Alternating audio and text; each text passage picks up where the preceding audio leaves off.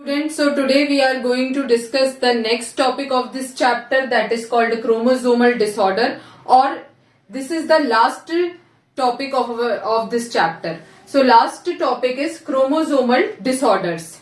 So what is chromosomal disorders? Chromosomal disorder occur because of during the time of cell division. क्योंकि cell division के time पे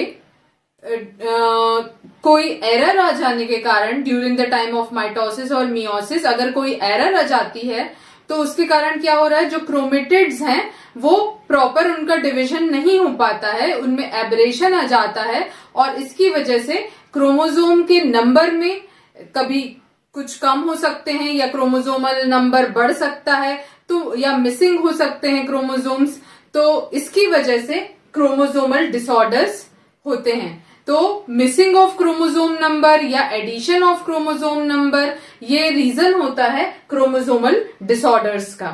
तो यहां पर we are studying the different types of chromosomal disorder और अलग अलग तरीके से क्रोमोसोमल डिसऑर्डर्स हमें देखने को मिलते हैं. तो फर्स्ट हम देखते हैं aneuploidy.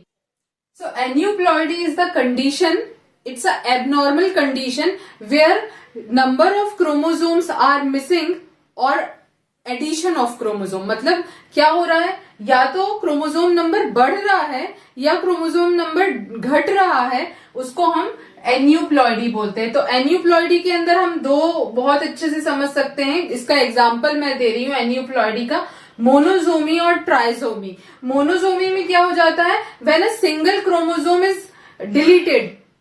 So when the single chromosome is deleted, that condition is called monosomy. और trisomy क्या होता है, when the pair of chromosome or a chromosome is added, तो इसको हम बोलते हैं ट्राइजोमी. मतलब यहाँ पर क्या होगा, एक क्रोमोसोम और या set of pair of chromosome यहाँ ऐड हो गया, ठीक है, और यहाँ पर क्या हो रहा है, क्रोमोसोम जो है वो डिलीट हो रहा है या रिमूव हो रहा है. तो ये दो कंडीशंस होती हैं जो आपको डायग्राम में भी देख सकते हैं. तो ट्राइजोमी की एक कंडीशन क्या होती है, क्रोमोसोम नंबर 13 पर एक एक्स्ट्रा क्रोमोसोम ऐड हो रहा है और उस एक्स्ट्रा क्रोमोसोम की वजह से क्या होगा, क्रोमोसोमल एब्रेशन हो जाएगी या डिसऑर्डर होगा. देख रहे हैं नेक्स्ट है हमारा मोनोप्लॉइडी कंडीशन. मोनोप्लॉइडी कंडीशन में क्या हो रहा है, the loss of an entire set of chromosome. एक पूरे एंटायर सेट ऑफ क्रोमोसोम का लॉस हो जा रहा है या वो डिलीट हो जाता है, उस कंडीशन को बोलते हैं मोनोप्लॉइडी. तो ये एग्जांपल, मोनोप्लॉइडी के एग्जांपल हमको किस में देखने को मिल जाते हैं, बी, हनी बी में या फिर आंट्स में जो मेल होते हैं. मेल में हमें मोनोप्लॉइडी कंडीशन देखने को मिलती है. We have already studied sex determination in honey bee. तो प्रीवियस टॉपिक में अगर आप लोगों ने sex determination in honey bee नहीं देखा है तो वो मैंने पूरा टॉपिक अच्छे से एक्सप्लेन किया हुआ है, आप उसको देख सकते हैं.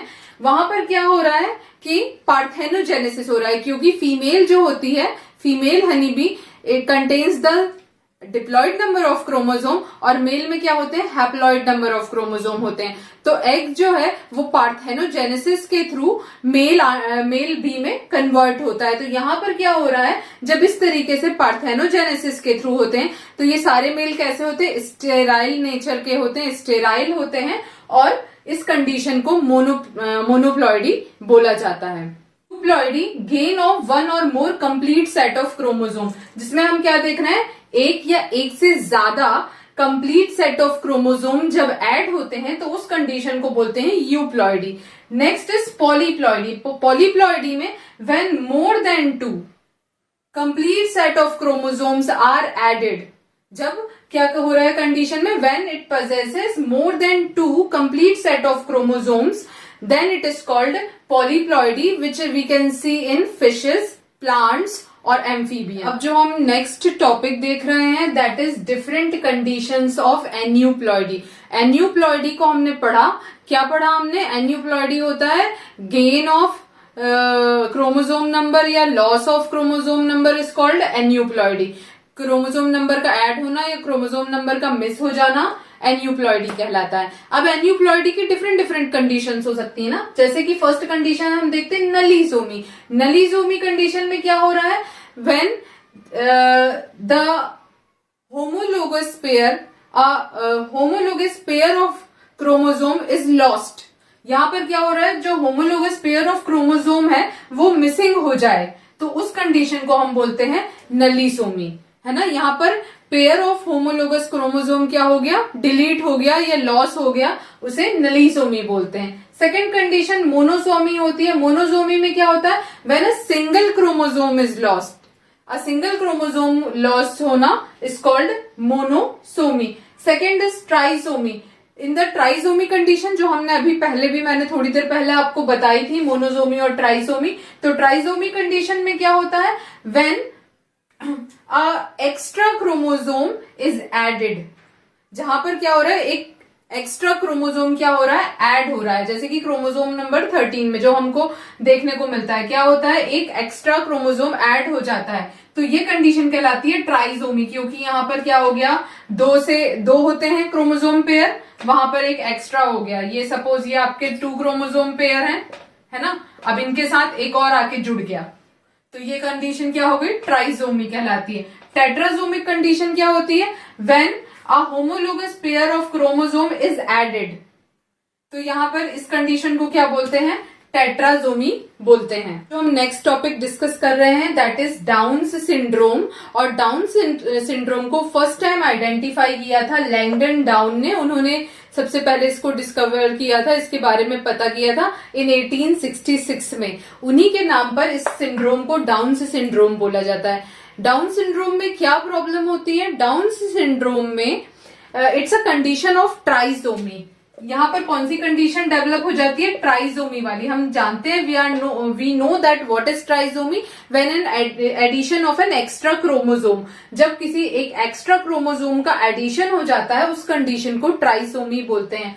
तो क्रोमोसोम नंबर 21 में एक एक्स्ट्रा क्रोमोसोम ऐड हो जाता है और इसकी वजह से क्या होता है, डाउन्स सिंड्रोम की कंडीशन बनती है।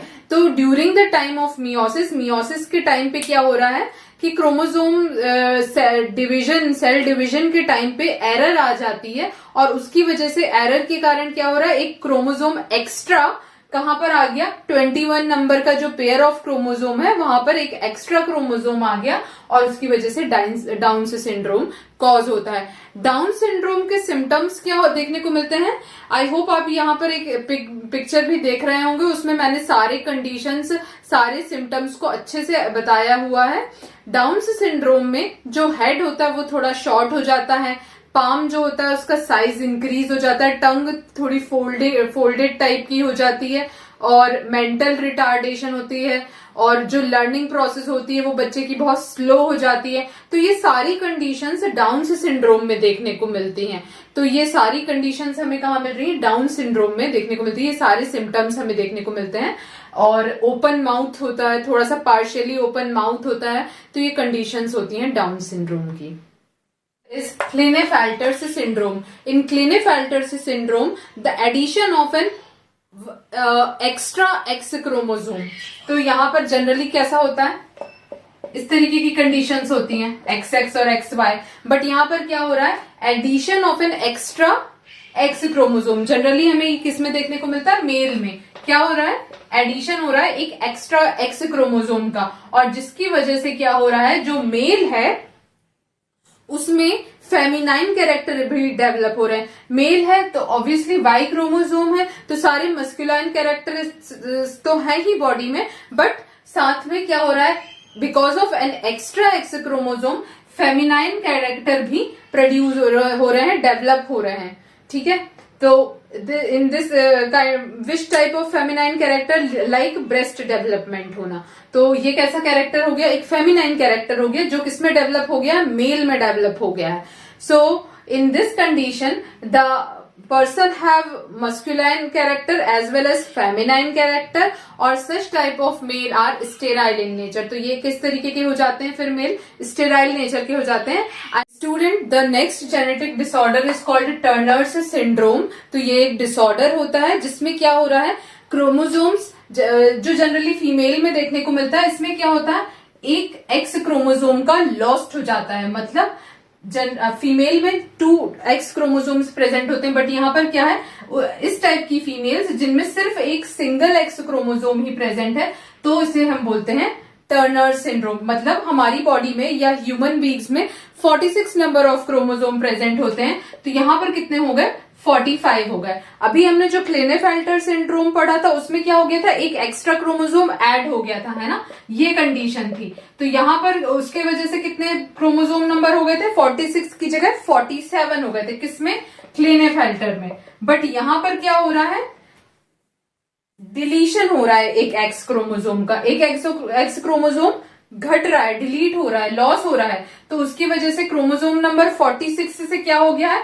45 हो गया है। तो इन सच टाइप ऑफ फीमेल्स यहाँ पर एक्स क्रोमोसोम का जब लॉस्ट हो गया है तो सिम्टम्स हमको क्या देखने को मिलेंगे कि फीमेल कैसी हो जाएगी? स्टेराइल हो जाएगी, उसमें प्रॉपर डेवलपमेंट नहीं हो पाएगा, रूडिमेंट्री ओवरी होगी। मतलब वो किसी भी तरीके से जो एक चाइल्ड को बर्थ देना है वो काम वो नहीं कर सकती, बिकॉज क्रोमोसोम क्या है? लॉस्ट हो चुका है। ठीक है। और जो सेकेंडरी सेक्सुअल कैरेक्टरिस्टिक्स हैं वो भी क्या होंगे? अच्छे से प्रॉपर डेवलप नहीं हो पाएंगे, है ना। तो lack of secondary sexual characteristics और female is sterile in Turner's syndrome. क्यों? क्योंकि एक और जो एक्स क्रोमोसोम है वो प्रेजेंट नहीं है, वो नहीं प्रेजेंट हो पाया है, इसलिए क्रोमोसोम का नंबर कितना हो गया है? 45 हो गया है। होना कितना चाहिए? 46 होना चाहिए। 46 की जगह कितना हो गया है? 45 हो गया है। तो एक एक्स क्रोमोसोम जब नहीं है तो ऑब्वियसली जो फीमेल फेमिनाइन कैरेक्टरिस्टिक्स हैं वो डेवलप नहीं हो पाएंगे, यानी सेकेंडरी सेक्सुअल कैरेक्टरिस्टिक्स जो बॉडी में होते हैं वो डेवलप नहीं हो पा रहे हैं। जैसे ब्रेस्ट डेवलपमेंट है और दूसरे कैरेक्टरिस्टिक हैं जैसे कि हेयर ग्रोथ है ना। तो ये सारे कैरेक्टरिस्टिक का डेवलपमेंट ग्रोथ नहीं हो पा रही है। एज वेल एज जो रूडिमेंट्री ओवरी है, मतलब ओवरी भी प्रॉपर वर्क नहीं कर रही है, ओवरी में भी एग फॉर्मेशन नहीं होगा, और जब एग फॉर्मेशन ही नहीं होगा तो बर्थ देने की पॉसिबिलिटी तो हो ही नहीं सकती। तो फीमेल कैसी होती है? स्टेराइल होती है टर्नर्स सिंड्रोम में। आई होप आपको अच्छे से समझ में आया होगा। मैं यहाँ पर पिक के थ्रू भी आपको पूरी तरीके से एक्सप्लेन कर रही हूँ कंडीशंस, ताकि आप इजीली और अच्छे से समझ सकें। और ये चैप्टर यहीं पर स्टूडेंट्स एंड हो रहा है। मैंने बहुत अच्छे से एक्सप्लेन किया है। अगर आपको कुछ टॉपिक्स समझ में नहीं आए तो आप मेरे प्रीवियस वीडियोस को देखकर उन टॉपिक्स को अच्छे से समझ सकते हैं, आपको जरूर समझ में आएंगे। और अगर आपको स्टूडेंट्स मेरा पढ़ाना समझ में आता है तो प्लीज चैनल को सब्सक्राइब करें, लाइक एंड वीडियो के बटन पे क्लिक जरूर करें। Thank you.